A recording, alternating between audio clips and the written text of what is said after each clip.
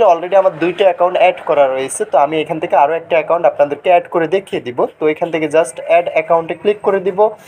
Add অ্যাকাউন্টে click করে দেওয়ার পরবর্তীতে আমরা এখান থেকে জাস্ট আমাদের মোবাইল নাম্বারটা দিয়ে দিতে হবে, যেই ইমো অ্যাকাউন্টটা আমরা এটাতে অ্যাড করতে চাচ্ছি। তো একটা অ্যাপসে আমরা এখান থেকে 3 অ্যাকাউন্ট ইউজ করব। তো আমি এখান থেকে জাস্ট আমার নাম্বারটা দিয়ে দিতেছি। নাম্বারটা দেওয়ার পরবর্তীতে এখান থেকে টিক মার্কে ক্লিক করে দিলাম। টিক মার্কে ক্লিক করে আমরা সিম্পলি আমাদের ওই ওটিপিটা দিয়ে দিতে হবে। ওটিপিটা দেওয়ার পরবর্তীতে অ্যাকাউন্টটা আমাদের এখান থেকে অ্যাক্টিভ হয়ে যাবে। তো আমরা খুব সহজভাবে একটা ইমো অ্যাপসের মাধ্যমে আমরা কয়েকটা অ্যাকাউন্ট এখান থেকে লগ ইন করে আমরা লক আউট করে অ্যাকাউন্টটা ব্যবহার করতে পারবো। তো এখানে অলরেডি আমি 3টে অ্যাকাউন্ট ব্যবহার করতেছি। তো আপনি চাইলে এটা 3 ডটে ক্লিক করে এটা রিমুভ করে দিতে পারবেন। এখান থেকে আপনার আলাদাভাবে কোনো অ্যাপসের প্রয়োজন নেই, কিংবা দ্বিতীয় কোনো ইমো অ্যাকাউন্ট ডাউনলোড করতে হবে না।